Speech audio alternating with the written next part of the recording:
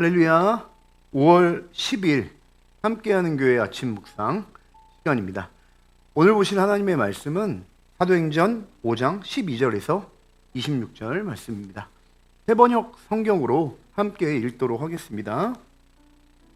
사도들의 손을 거쳐서 많은 표징과 놀라운 일이 백성 가운데서 일어났다. 그들은 모두 한 마음이 되어서 솔로몬 행각에 모이곤 하였다. 다른 사람들은 누구 하나 감히 그들의 모임에 끼어들지 못하였다. 그러나 백성은 그들을 칭찬하였다. 믿는 사람들이 더욱 늘어나면서 주님께로 나오니 남녀 신도들이 큰 무리를 이루게 되었다. 심지어는 병든 사람들을 거리로 메고 나가서 침상이나 깔 자리에 눕혀놓고 베드로가 지나갈 때에 그 그림자라도 그들 가운데 누구에게 덮이기를 바랐다. 또 예루살렘 근방의 여러 동네에 사는 많은 사람들이 병든 사람들과 악한 귀신에게 휘달리는 사람들을 데리고 모여들었는데 그들은 모두 고침을 받았다. 대제사장과 그의 지지자들인 사두개파 사람들이 모두 시기심에 가득 차서 들고 일어나 사도들을 잡아다가 옥에 가두었다. 그런데 밤에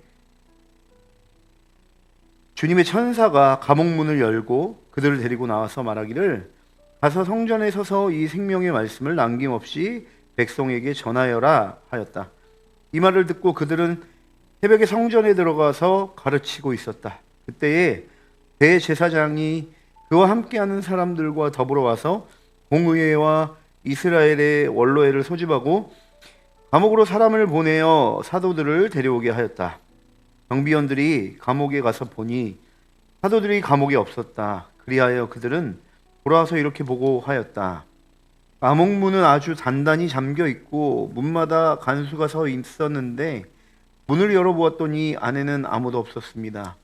성전 경비대장과 대제사장들이 이 말을 듣고서 대체 이 일이 앞으로 어떻게 될까 하고 사도들의 일로 당황하였다. 그때에 어떤 사람이 와서 그들에게 일렀다. 보십시오.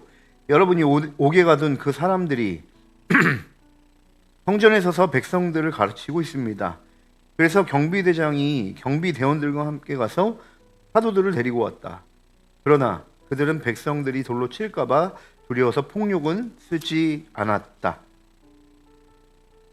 사도행전은 성령이 강림함으로 말미암아 예수의 몸된 교회가 예수 그리스도가 사복음서에서 하셨던 그 사역을 고스란히 계승받고 이 땅에 남아서 마치 예수님이 살아계신 것처럼 마치 예수님이 교회와 함께 일하시는 그 현장에서 교회들이 예수님 닮은 그대로의 모습을 가지고 사역하는 모습들을 그리고 있습니다.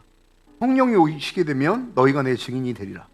그들이 3년 반 동안 예수님을 보고 느끼고 경험했던 것들을 있는 그대로 그들에게 증거하고 나타내고 예수님 닮은 존재로 살아내는 그런 공동체의 모습이 사실은 사도행전 1장 예수님의 예언대로 약속대로 그리고 사도행전 2장의 성취가 됨으로 말미암아 시작이 되었죠. 교회 안에는 성령이 머물러 계셨고 성령이 충만함으로 말미암아 교회는 복음을 전하게 되었습니다. 우리가 어제도 봤듯이 성령이 역사하실 때 복음이 증거되고 또 연합이 될 뿐만 아니라 교회 안에 악한 어둠의 역사들을 드러내시고 들춰내시고 더 교회의 건강성을 회복하시는 역사 또한 성령의 일로 기록되어 있는 것을 볼 수가 있죠. 오늘 본문의 말씀은 아나니아 삽비라의 그런 성령의 역사를 거스르는 그런 사건을 성령께서 드러내시고 나서 교회를 깨끗하게 하신 뒤에 일이 이어서 기록이 되어 있는 모습을 볼 수가 있습니다. 교회의 내부 문제를 성령께서 해결하셨는데요. 성령께서 교회의 내부 문제를 깨끗하게 해결하신 그 뒤에 나타났던 성령의 능력이 무엇인가? 오늘 본문 12절에 보니까 뭐라고 기록되어 있냐면 이렇게 기록되어 있습니다. 사도들의 손을 거쳐서 많은 표징과 놀라운 일이 백성 가운데서 일어났다. 그들은 모두 한 마음이 되어서 솔로몬 행각에 모이곤 하였다. 한 마음이 돼서 모인 것이죠. 한 뜻이 돼서 모인 것입니다. 이것이 성령의 첫 번째 능력, 나타나는 능력이라고 볼 수 있는데요. 특별히 12절에 보니까 솔로몬 행각에 모였다는 것은 베드로가 끊임없이 복음을 전하고 예수님에 대해 가르쳤던 장소가 바로 솔로몬의 행각입니다. 그러므로 이들이 한 마음으로 모였다는 건 이들이 서로 사랑해서도 모였겠지만 이들이 모인 분명한 아젠다와 목적이 있었다는 것이죠. 그것은 바로 말씀입니다. 말씀이 육신돼서 오신 예수 그리스도. 그러니까 이들이 솔로몬 행각에 모였다는 그것은 무엇이냐면 예수 그리스도를 기리고 예수 그리스도의 가치를 쫓고 예수 그리스도를 높이고 그분을 따르기 위한 공동체의 정체성으로 하나가 됐다. 그것이 무엇이다? 성령이 능력이 나타날 때 나타나는 첫 번째 모습이다라는 것을 오늘 본문을 통해 우리는 알 수 있는 것입니다. 그렇습니다. 성령이 나타나면 우리가 하나가 될 수 있습니다. 어떻게요? 말씀 앞에. 그리고 예수 그리스도를 따르는 공동체로서의 정체성을 가지고 하나가 될 수 있다는 것입니다. 두 번째는 무엇이냐? 13절부터 16절까지 쭉 보면요. 믿는 사람들의 연합 이후에 이 예수 그리스도 공동체인 이들 가운데 있는 이 성령이 외부로 흘러나가게 되는 역사가 일어났습니다. 표적과 기사로 말미암아요. 그리고 그들의 삶을 통해서 그들이 전하는 복음을 통해서 수많은 사람들이 예수 그리스도의 복음을 믿게 되었고 이 공동체에 들어오게 되었습니다. 심지어 베드로 같은 그 사도가 지나갈 때 많은 사람들이 어떻게 조금이나마 그 능력과 기적을 경험할까 따르기도 하였죠. 마치 예수님이 사복음서에 사역하셨던 모습과 동일한 모습이 기록되어 있는 모습을 볼 수가 있는 것입니다. 표적과 기사를 통한 교회의 외적 임무. 이것이 성령의 충만함과 성령의 역사로 말미암아 나타나는 두 번째 모습이라는 것입니다. 저희가 함께하는 교회 공동체죠. 저희 공동체에 성령이 있음을 믿습니다. 우리 가운데 성령이 강력하게 역사하시면 이 두 가지 역사가 반드시 일어나야 하죠. 우리는 말씀 앞에 정말 하나된 공동체로 살고 있는가? 예수 그리스도를 따르기 위한 목적을 가지고 우리는 모였는가? 우린 점검할 필요가 있는 것입니다. 두 번째, 그러면 우리만 모이는 것에 급급한 것이 아니라 실제 우리를 통하여 이 복음의 영향력이 우리를 넘어서 흘러가고 있는가? 우리는 점검해 봐야 할 것입니다. 왜냐? 사도행전의 주제도 그렇지만 우리 가운데 성령이 충만하게 나타나는 그 역사, 능력에는 반드시 연합뿐만 아니라 이 복음의 전파가 나타나고 있다는 것을 오늘 본문을 통해 우리는 확인할 수 있는 것이기 때문에 그렇습니다. 이렇게 연합이 되고 성령을 통해 연합이 되고 복음이 증거되면 우리는 이 본문을 통해 해피엔딩을 생각할 수 있겠지만 사실 본문은 그렇지 않죠. 본문 17절, 18절에 보니까 이렇게 복음이 증거되고 하나님의 성령의 능력이 나타나니까 이런 결과가 나타났습니다. 대제사장들과 그의 지지자들인 사두개파 사람들이 모두 시기심에 가득 차서 들고 일어나 사도들을 잡아다가 옥에 가두었다. 반전의 역사가 일어났죠. 우린 복음 전파가 일어나면 더 많은 영혼들이 돌아와서 교회가 해피엔딩으로 끝날 것 같지만 사실 이 세상은 아직 끝나지 않았습니다. 그런 복음의 능력이 나타날 때 그것을 시기하고 질투하는 세상의 세력들이 있는 것이죠. 그래서 복음과 함께 핍박과 고난도 있는 것입니다. 근데 오늘 본문에 보니까요, 그런 핍박 가운데서도 하나님이 기적적으로 사도들에게 역사하셔서 옥에 투옥되는 상황 가운데서도 그들을 건지시는 역사를 볼 수가 있습니다. 하지만 오늘 본문에서 주목할 것은요, 하나님이 그들의 기적을 베푸셨다, 그리고 그들을 감옥에서 건져내셨다에 있지 않습니다.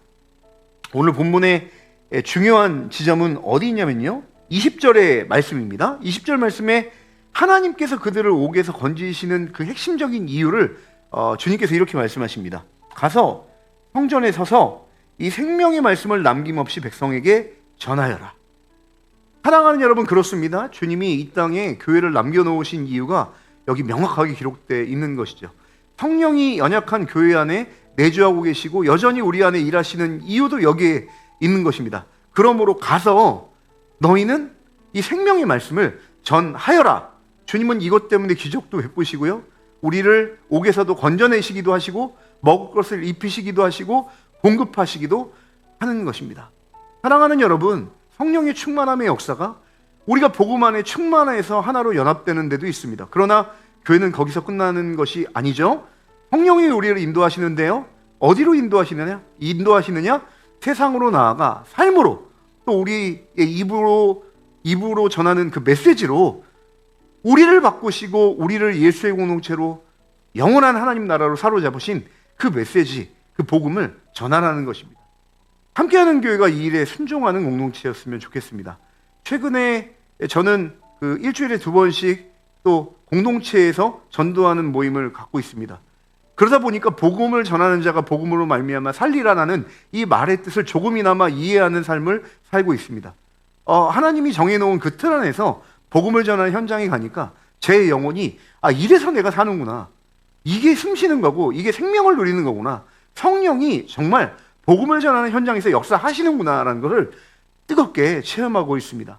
사랑하는 여러분, 여러분의 먹고 입고 사는 것도 중요한 요소겠지만 그것을 넘어서 성령이 왜 여러분에게 내주하고 계시는지, 그리고 성령이 우리를 어디로 인도하기 원하시고 공동체를, 교회 공동체를 왜 이 땅에 남겨놓으셨는지, 그 하나님의 비전, 그리고 하나님의 비전을 통한 우리의 부르심과 사명이 무엇인지를 오늘도 생각해 보셨으면 좋겠습니다. 그래서 성령을 의지함으로 오늘 주변에 있는 아직도 예수 그리스도를 모르고 살아가는 영혼들을 바라보며 어떻게 하면 이 복음을 내 삶으로 또 내 입의 메시지로 저들에게 전할까라는 고민 가지고 살아가실 때 성령의 역사하심이 여러분을 통해서 여러분 만난 모든 지역과 관계 가운데 반드시 흘러가게 될 줄 믿습니다. 또한 환경과 상황은 변화되지 않을지 몰라요. 때로는 핍박과 고난이 있을 수도 있습니다. 그러나 그거를 아득히 넘어선 내 안에 계신 성령 하나님의 그 안위하심과 위로하심, 충만케 하심이 여러분 가운데 있을 줄 믿습니다. 복음을 전하는 현장에서만 누릴 수 있는 기쁨이 있거든요. 그래서 오늘도 이 복음의 능력 그리고 성령의 인도하심에 정말 여러분이 마음을 다해서 순종해 보려고 하는 그런 하루가 되시길 주님의 이름으로 간절히 축원합니다. 기도하시겠습니다. 사랑과 은혜가 충만하신 하나님 아버지, 참으로 감사합니다.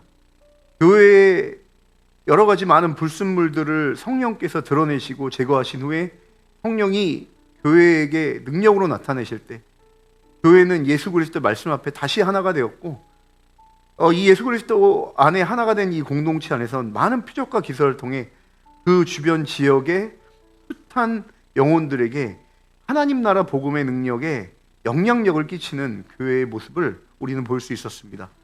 그런 복음 전하는 과정 중에 핍박과 고난이 있었는데 그 상황에서도 하나님은 여전히 자신의 비전을, 사명을 우리에게 이루게 하기 위해서 그들을 갇힌 옥에서도 건져내셔서 복음을 전하는 현장으로 보내시는 하나님의 일관된 모습을 볼 수 있습니다.